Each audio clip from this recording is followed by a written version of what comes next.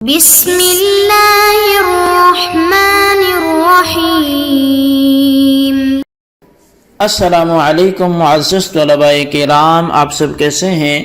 آج ہم موطا امام محمد کے سبق نمبر 304 کو پڑھیں گے۔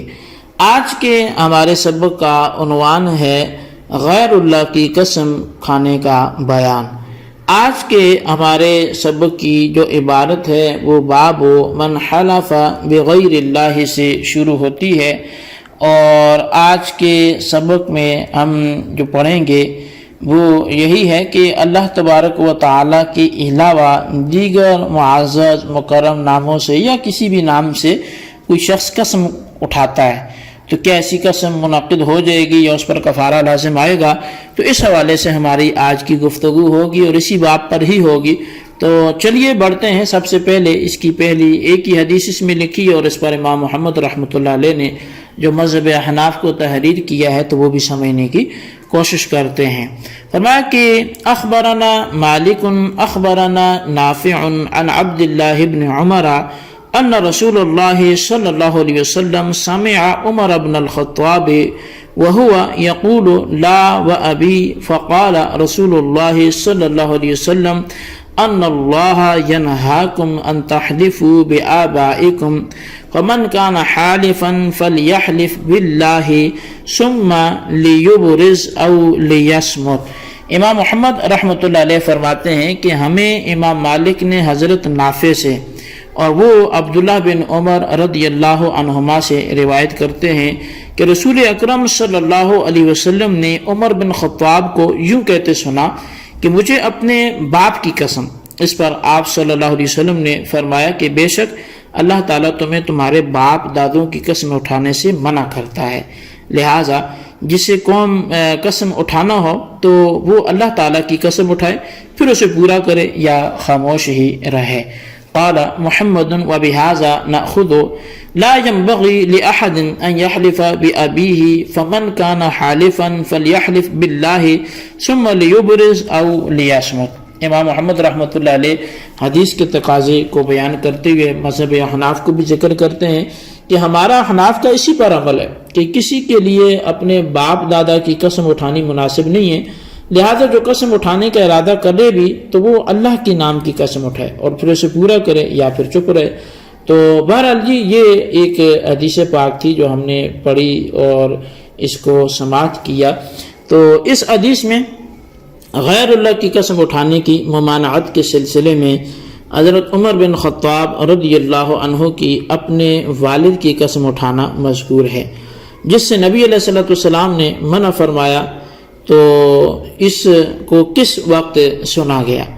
تو اب یہ خیر اس کی تفصیل اور غیر اللہ کی قسم اٹھانے کی ممانعت میں اسی حدیث کے تحت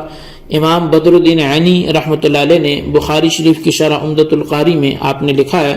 کہ حضرت عبداللہ بن عباس رضی اللہ عنہما حضرت عمر بن خطاب رضی اللہ عنہ سے ان کے الفاظ سے بیان کرتے ہیں کہ ایک مرتبہ قیدیوں کے قافلے میں رسول کریم صلی اللہ علیہ وسلم کے ساتھ تھا، تو میں نے کہا کہ مجھے اپنے باپ کی قسم، تو پیچھے سے کسی شخص نے آواز دی کہ اپنے باپ دادوں کی قسم نہ اٹھاؤ۔ میں نے جب مڑ کر دیکھا تو آواز دینے والے جناب رسول کریم صلی اللہ علیہ وسلم تھے۔ ابن ابی شیبہ نے حضرت اکرمہ کے طریقے سے حضرت عمر بن خطاب رضی اللہ عنہ سے بیان کیا کہ میں نے مڑ کر دیکھا تو آپ صلی اللہ علیہ وسلم پر میری نظر پڑی۔ آپ صلی اللہ علیہ وسلم نے ارشاد فرمایا اگر تم میں سے کوئی حضرت عیسیٰ علیہ السلام کی قسم اٹھاتا ہے حالانکہ حضرت عیسیٰ علیہ السلام تمہارے باپ دادوں سے کہیں بہتر ہیں تو وہ ہلاک ہو گیا۔ اور سعید بن عبادہ کی روایت میں ہے کہ وہ کہتے ہیں کہ میں نے ایسی قسم جو ہے وہ اس میں لکھا ہے کہ یہ شرک ہے۔ اور ابن منذر کی روایت میں ہے کہ نہ تو تم اپنی ماؤں کی قسمیں اٹھاؤ اور نہ ہی بتوں کی، اور اللہ تعالیٰ کی قسم اٹھانا ہو تو اس وقت اٹھاؤ جب تم سچے ہو۔ اور ابن عاصم نے کتاب الایمان والنذور میں حضرت عبداللہ بن عمر رضی اللہ عنہما کی روایت ذکر کی ہے کہ جس نے غیر اللہ کی قسم اٹھائی اس نے شرک کیا یا کفر کیا۔ باپ داداؤں کی قسم اٹھانے کی ممانعت میں حکمت یہ ہے کہ اس سے اس نام والے کی تعظیم ظاہر ہوتی ہے جس کے نام کی قسم اٹھائی جائے، اور حقیقتاً چونکہ تعظیم وہ صرف اللہ تعالیٰ کے لیے مختص ہے تو لہٰذا کسی دوسرے کو اس کے برابر نہیں کرنا چاہیے۔ تو اب یہ جتنی گفتگو میں نے کی، یہ علامہ عینی رحمۃ اللہ علیہ جو عمدۃ القاری میں گفتگو فرما رہے تھے، اس کا میں نے خلاصہ آپ کے سامنے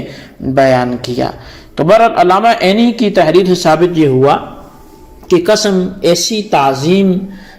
میں سے ہے کہ جو صرف اللہ تعالیٰ کے لیے مختص ہے، جیسا کہ عبادت اور سجدہ وغیرہ، لہٰذا کسی دوسرے کی اس قدر تعظیم ممنوع ہے۔ اس کے ساتھ ساتھ قسم کا معنی وہ شہادت بھی آیا ہے، جس کا مطلب یہ ہوا کہ قسم اٹھانے والا جس کی قسم اٹھا رہا ہے اسے شاہد اور گواہ بنا رہا ہے، اور چونکہ میں نے جس کام کے کرنے یا نہ کرنے کی قسم اٹھائی ہے اسے وہ خوب جانتا بھی ہے اور اس کی حقیقت حال سے وہ باخبر بھی ہے، تو ایسا ہر وقت شہود اور موجود ہونا بذات اور بغیر کسی احتیاط کے صرف اور صرف اللہ تعالیٰ ہی کی شان ہے۔ تو قسم کا معنی جو ہے وہ شہادت تاج العروس جلد 9 میں جو ہے وہ بیان کیا گیا کہ اس کا معنی جو ہے وہ قسم کا وہ گواہی دینا ہی ہے۔ تو بہرحال اقسام یمین میں سے بعض وہ ہیں کہ جن میں اللہ تعالیٰ کا نام بھی نہیں لیا جاتا، مثلا کسی نے حلال چیز کو اپنے اوپر حرام کر لیا یا حرام کو اپنے اوپر حلال کر لیا، ایسی قسم میں اگر غیر اللہ کا نام لے لیا گیا تو گناہ نہیں ہوگا۔ اس قسم کی قسم کو قرآن مجید نے ان الفاظ میں بیان کیا ہے، جس کا ترجمہ جو ہے وہ یہ ہے کہ اے نبی محترم صلی اللہ علیہ وسلم، جو اللہ تعالیٰ نے آپ کے لیے حلال کر دیا ہے آپ اسے کیوں حرام ٹھہراتے ہیں؟ آپ اپنی بیویوں کی رضامندی چاہتے ہیں، اللہ تعالیٰ بخشنے والا مہربان ہے، اللہ تعالیٰ نے آپ کے لیے تمہاری قسموں کو کھولنا لازم کر دیا۔ تو یا ایھا النبی لما تحرم، یہ سورہ تحریم کی آیت میں جو ہے وہ بیان کیا گیا۔ تو بہرحال حرام کو اپنے اوپر حلال یا حلال کو حرام کر دینا اس آیت کریمہ سے ثابت ہوتا ہے کہ یہ قسم ہے، لیکن اس میں نہ حرف قسم ہے اور نہ ہی اللہ تعالیٰ کا نام یا قسم کی ایک ایسی قسم ہے کہ جس سے منع ہی نہیں کیا گیا۔ تو اسی طرح ایک اور قسم بھی ہے جسے فقہی اصطلاح میں تعلیق کہتے ہیں۔ اس کی مثال یہ کہ ایک شخص نے اپنی بیوی سے یہ بات کہہ دی کہ ان دخلتی حاضح الدار فانتی طالق، کہ اگر تم اس گھر میں داخل ہو گئی تو تمہیں کیا ہو جائے گی؟ طلاق ہو جائے گی۔ اگر دیکھا جائے تو اس میں بھی ایک امر جائز کو حرام قرار دینے کی صورت نظر آتی ہے، وہ جو کہ گھر میں آنا جانا ایک جائز امر ہے۔ اب مرد اپنی بیوی پر پابندی لگا رہا ہے اور اسے طلاق کے ساتھ معلق کر رہا ہے، لیکن یہ دونوں قسمیں تعظیم کے لیے نہیں ہوتی، محض ڈانٹنے کے لیے ہوتی ہیں۔ علامہ ابن عابدین اس کے بارے میں فرماتے ہیں، خلاصہ یہ ہے کہ قسم کبھی تو غیر اللہ کے ساتھ اس لیے اٹھائی جاتی ہے تاکہ اس کے ساتھ مضبوطی بیان کی جائے، یعنی مقابل اور خصم اس بات کو قابل یقین سمجھے کہ قسم اٹھانے والا سچا ہے، جیسا کہ طلاق کو غلام آزاد کرنے کو قسم کسی سے متعلق کر دینا، یہ ایسی قسم ہے کہ ان میں حرف قسم نہیں ہوتا، اور کبھی یہ بات جو ہے وہ مضبوطی جو ہے وہ قسم سے حاصل نہیں ہوتی، جیسے کوئی شخص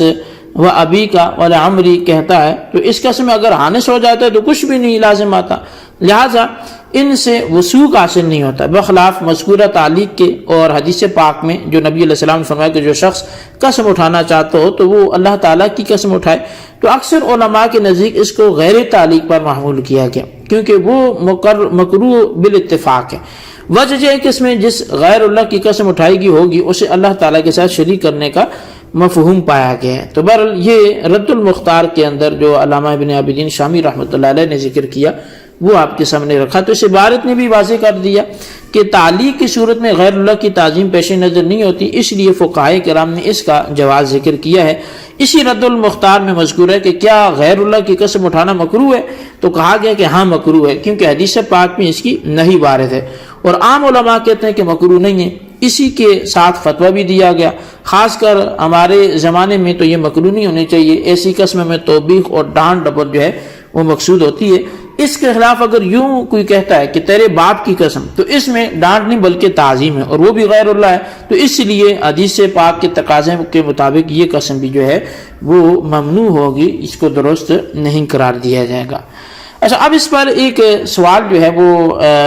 علامہ شامی علیہ رحمہ نے ہی اس پر سوال جواب وارد کیا ہے کہ قرآن کریم نے اللہ تعالیٰ نے غیر کی قسمیں اٹھائی ہیں، شہر مکہ کی قسم، چاش کی، رات کی، سورج کی، زیتون کی، تور کی، اس طرح اور کئی اشیاء کی، والعصر کہہ کر، تو نبی علیہ الصلوۃ والسلام کی قسمیں کھائی ہیں، تو جب خود اللہ تعالیٰ غیر کی قسم ذکر فرماتے تو ہمارے لیے کیوں ممنوع ہے؟ تو اس کے جواب میں علامہ شامی لکھتے ہیں کہ اللہ تعالیٰ نے قرآن کریم میں جو غیر کی قسمیں اٹھائی ہیں، مثلا چاش، نجم اور رات کی قسم، تو علماء نے کہا کہ یہ الفاظ یہ اللہ تعالیٰ کے ساتھ مختص ہے، کیونکہ اسی کو اختیار ہے جسے چاہے تعظیم بخشے۔ ہمارے لیے منع کر دینے کے بعد اس کی اجازت نہیں ہے۔ رہی تعلیق والی قسم تو اس میں تعظیم نہیں ہوتی، بلکہ ابھارنا یا روکنا مقصود ہوتا ہے، اور اس کے ساتھ ساتھ بات کو پختہ کرنا بھی پیش نظر ہوتا ہے، اس لیے یہ قسم بالاتفاق جو ہے وہ مکروہ نہیں ہے۔ اسی طرح